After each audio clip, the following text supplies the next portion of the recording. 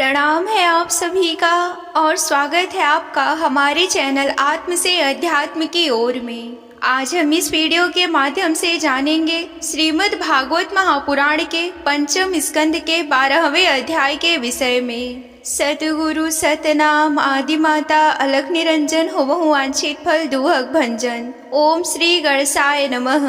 अथ 12वां अध्याय।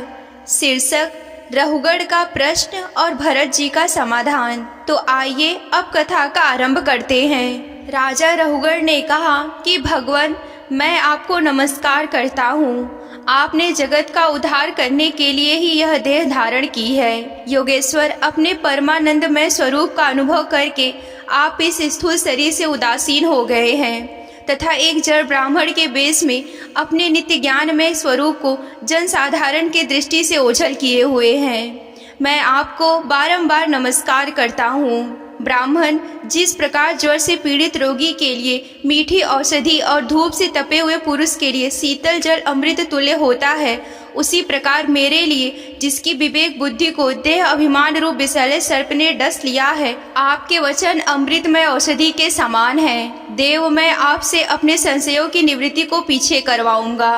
पहले तो आप इस समय आपने जो अध्यात्म योग में उपदेश दिया है उसी को सरल करके समझाइए।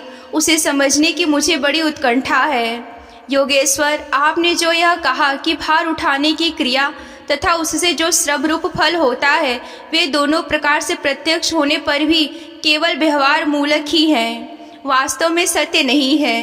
वे तत्व विचार के सामने कुछ नहीं ठहरते।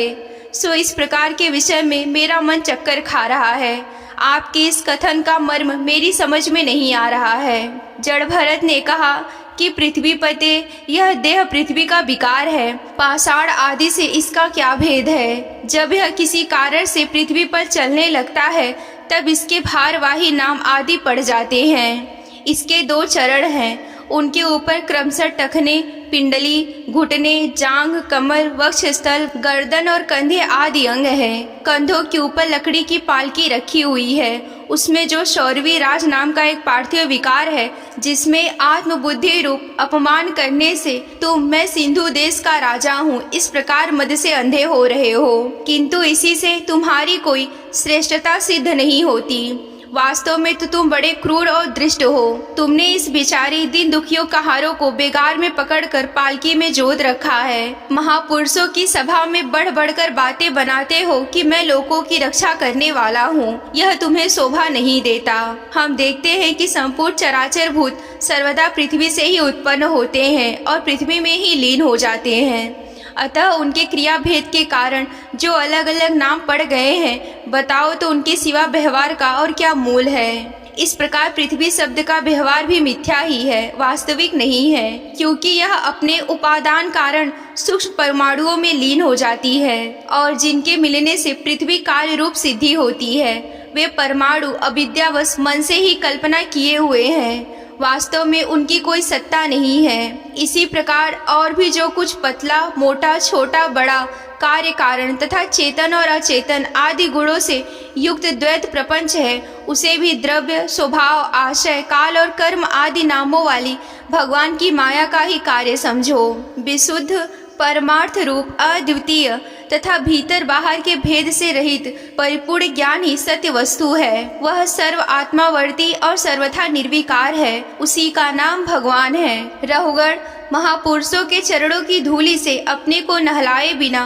केवल तप, यज्ञ आदि वैदिक कर्म, अन्य आदि के दान, अतिथि सेवा, दीन सेवा आदि गृहस्थोचित धर्मानुष्ठान, वेदा अध्ययन अथवा जल, अग्नि और सूर्य की उपासना आदि किसी भी साधन से यह परमार्थ ज्ञान प्राप्त नहीं हो सकता। इसका कारण यह है कि महापुरुषों के समाज में सदा पवित्र कीर्ति श्री हरि के गुणों की ही चर्चा होती रहती है, जिससे विषय वार्ता तो पास नहीं फटकने पाती। और जब भगवत कथा का नित्य प्रति सेवन किया जाता है तब वह मोहाकांक्षी पुरुष की शुद्धि बुद्धि को भगवान वासुदेव में लगा देती है। पूर्व जन्म में मैं भरत नाम का राजा था। ऐहिक और परलौकिक दोनों प्रकार के विषयों से विरक्त होकर भगवान की आराधना में लगा रहता था। तो भी एक मृग की आसक्ति हो जाने से परमार्थ से भ्रष्ट होकर अगले जन्म में मृग बनना पड़ा। किंतु भगवान श्री कृष्ण की आराधना के प्रभाव से उस मृग योनि में भी मुझे पूर्व जन्म की स्मृति लुप्त नहीं हुई। इसी से मैं अब जन संसर्ग से डरकर सर्वदा असंग भाव से गुप्त रूप से ही विचरता रहता हूँ। सारांश यह है कि विरक्त महापुरुषों के सत्संग से प्राप्त ज्ञान रूप खड्ग के द्वारा मनुष्य को इस लोक में हो अपने मोह बंधन को काट डालना चाहती है। फिर श्रीहरि की लीलाओं के कथन और श्रवण से भगवत स्मृति बनी रहने के कारण वह सुगमता से ही संसार मार्ग को पार करके भगवान को प्राप्त कर सकता है। यहीं पर श्रीमद् भागवत महापुराण के पंचम स्कंद का 12वां अध्याय समाप्त होता है। अगर आप श्रीमद् भागवत महापुराण की कथा में रुचि रखते हैं और विस्तार पूर्वक वर्णन यूं ही सुनना चाहते हैं तो हमारे चैनल को सब्सक्राइब कर लें। ये अध्याय आप सभी को कैसा लगा हमें कमेंट करके बताएं। आज के वीडियो में बस इतना ही। मिलते हैं अगले वीडियो में। तब तक के लिए आप सभी को जय आदि शक्ति भोलेनाथ जी। हर हर महादेव।